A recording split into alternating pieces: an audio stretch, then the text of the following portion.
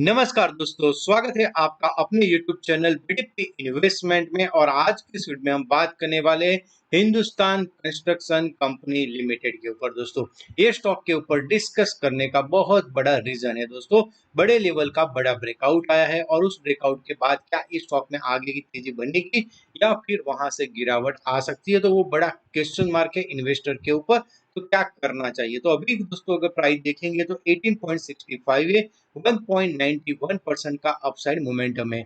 पिछले 5 दिनों के कारोबार में 4.19% का रिटर्न आया है और पिछले एक मंथ के अंदर 11% का रिटर्न दिया है स्टॉक ने। दोस्तों, अब ये रिटर्न जो है दोस्तों काफी अच्छा है, क्योंकि ये स्टॉक में आप देखेंगे तो यहाँ पे स्विंग लो, हम वीकली चार्ट के ऊपर है एससीसी के, और यहाँ पे स्विंग लो एक कैंडल एक वीक का है।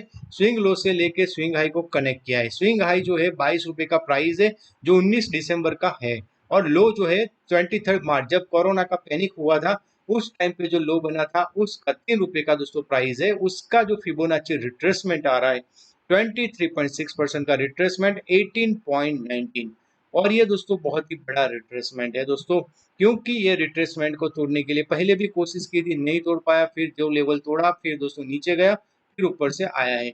अगर बात करें 38.2% का रिट्रेसमेंट जो 15.40 था, तब हमने दोस्तों इस लेवल को तोड़ा था, तब हमने डिस्कस भी किया था इस स्टॉक को।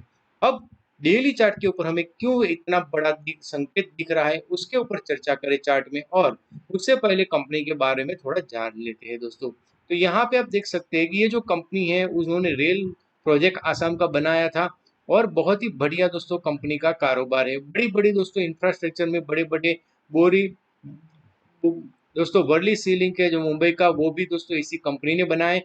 4036 किलोमीटर का हाईवे बनाया है, 60% न्यूक्लियर पावर में है, और 395 के किलोमीटर का टनल भी है, और 26% इंस्टॉल हाइड्रो पावर प्लांट है।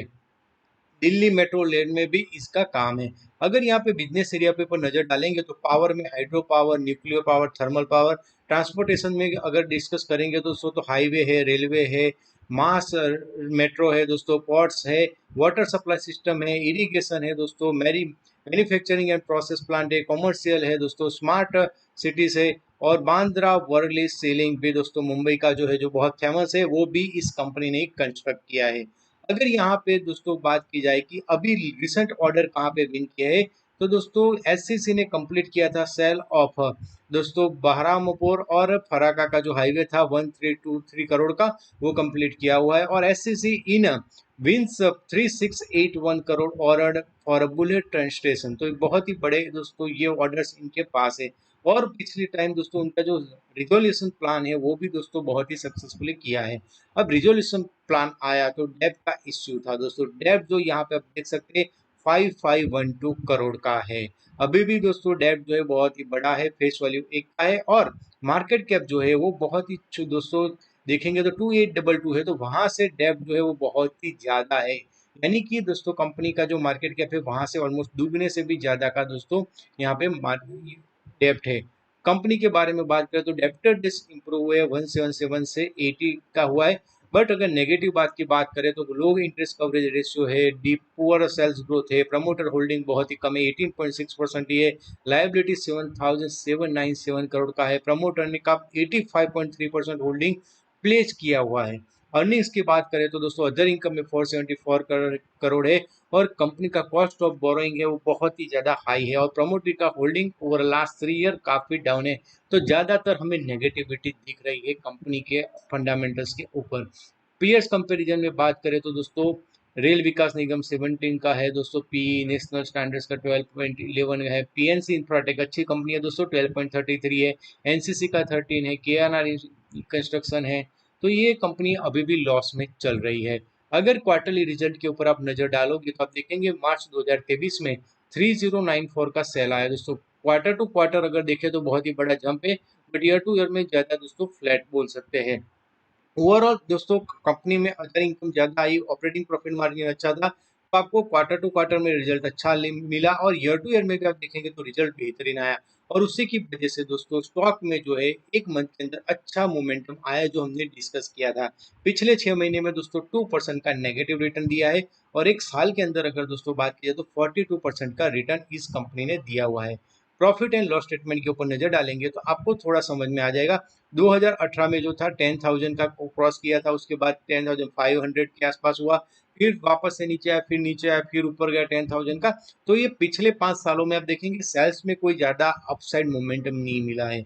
ऑपरेटिंग प्रॉफिट मार्जिन भी दोस्तों अनइवन है थोड़ा सा, और अदर इनकम है वो दोस्तों पॉजिटिव आती है, कभी कभार नेगेटिव आती है। बट सबसे बड़ा प्रॉब्लम इंटरेस्ट जो था वो कोरोना से पहले इन्होंने कम कर दिया था, बट कोरोना के बाद वो 1,000 करोड़ से ऊपर का दोस्तों इंटरेस्ट दे रहे हैं। और अभी भी दोस्तों लास्ट ईयर में आप देखेंगे 2022 में प्रॉफिट में थे, तब दोस्तों अदर इनकम ज्यादा था। इस साल दोस्तों अदर इनकम ज्यादा है बट ऑपरेटिंग प्रॉफिट मार्जिन कम है, तो लॉस में आ गई है। तो एक साल प्रॉफिट में चलती है तो एक बोल सकते हैं कि स्टैंडर्ड, पहले तो लॉस मेकिंग कंपनी थी, वहां से टर्न अराउंड करने की कोशिश चल रही है इस कंपनी के अंदर। यहाँ पे शेयर होल्डिंग पैटर्न के ऊपर नजर डालोगे तो आपको समझ में आएगा प्रमोटर के पास सबसे लोएस्ट होल्डिंग है, हर बार उन्होंने कम कर दिया है दोस्तों। 18.59% का होल्डिंग है। एफआईआई के पास 12.29। पिछले कुछ क्वार्टर में आप देखेंगे जून 2022 में 11.83 था, फिर बढ़ा के 12.08 किया, 12.13 हुआ और 12.29 हुआ। तो कंटिन्यूस अपसाइड मोमेंटम दिया। डीआईआई के पास भी होल्डिंग 12.45 है। पब्लिक के पास होल्डिंग है 56.66, जो लाइफ टाइम हाई के आसपास दोस्तों चल रही है। तो पब्लिक के पास बहुत ही ज्यादा होल्डिंग है यहाँ पे। अगर बड़े अगर पब्लिक होल्डर कौन है तो यहाँ पे दोस्तों चेतन जयंतीलाल शाह, जिनके पास 1.3% का होल्डिंग है। बाकी दोस्तों रिटेल इन्वेस्टर के पास काफी होल्डिंग है। अब दोस्तों हम एसएससी के डेली चार्ट के ऊपर है और वहां पे आप देख सकते हैं 23.6% का रिट्रेसमेंट 18.20 का आ रहा है। यहाँ पे आप देखेंगे कि पिछली बार जब ये लेवल को क्रॉस हुआ था फिर वहां से एक अच्छी खासी तेजी बनी थी दोस्तों, बट जब ये लेवल को क्रॉस किया था तब यहाँ पे आप देखेंगे आरएसआई जो था वो ओवरबोट जोन के आसपास है, जैसे ही इस बार ओवरबोट जोन के आसपास है तो फिर एक स्टेबिलिटी दिखाई, फिर अपसाइड मोमेंटम दिखाया था। और उससे पहले दोस्तों एक रेंज बाउंड मूवमेंट में था। यहाँ पे आप देखेंगे कि दोबारा जब इस लेवल को क्रॉस किया फिर वहां से काफी अच्छी तेजी बनी थी। तो जितनी बार ये लेवल को क्रॉस किया है तो अच्छी तेजी बनी है। तो आशा करते हैं कि इस बार भी ये अच्छे लेवल के ऊपर हमें आने वाले टाइम में दोस्तों 20 से अबो का लेवल यहाँ पे देखने को मिल सकता है। तो हम क्या करेंगे, यहाँ पे स्टॉप लॉस रख सकते हैं 18 का दोस्तों। 18 का लेवल काफी अहम हो सकता है। अगर यहाँ पे एक प्रॉफिट बुकिंग आती है और 18 के आसपास का अपॉर्चुनिटी मिलता है तो एक अच्छा बन सकता है। बट ट्रेडिंग के लिए दोस्तों अच्छा स्टॉक रहेगा। अभी फंडामेंटल्स के लिए अगर देखेंगे तो इम्प्रूव हो रहे हैं दोस्तों, इंटरेस्ट रेट भी पॉज हो सकते हैं, तो वो सारे अच्छे बात बोल सकते हैं। और इंफ्रास्ट्रक्चर जो है दोस्तों, इंफ्रास्ट्रक्चर के ऊपर गवर्नमेंट ऑफ इंडिया का बहुत ज्यादा फोकस है। तो बट ऑब्वियस है कि सारी इंफ्रा कंपनी अच्छा कर सकती है, ऐसा लोगों का मानना है। और गवर्नमेंट की स्पेंडिंग भी ज्यादा हो रही है इस सेक्टर के ऊपर, तो सेक्टर पूरा बहुत ही बढ़िया है। तो फ्यूचर आउटलुक सेक्टर वाइज बहुत अच्छा है। और यहाँ पे एक कंपनी भी फाइनेंशियल अगर इंप्रूव होता है तो हमें और नए हाई लेवल देखने को मिल सकते हैं। बट अभी इन्वेस्टमेंट के लिए एसएससी नहीं देखना चाहिए, हमें एलएनटी और बड़े स्टॉक के ऊपर नजर रखना चाहिए। बट शॉर्ट टर्म के लिए यहाँ पे आप फोकस डेफिनेटली कर सकते हैं।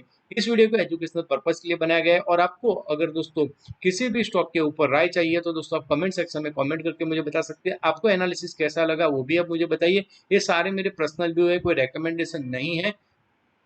तो आप अपने फाइनेंशियल एडवाइजर की सलाह लेके ही आप इसमें निवेश की सोच सकते हैं दोस्तों।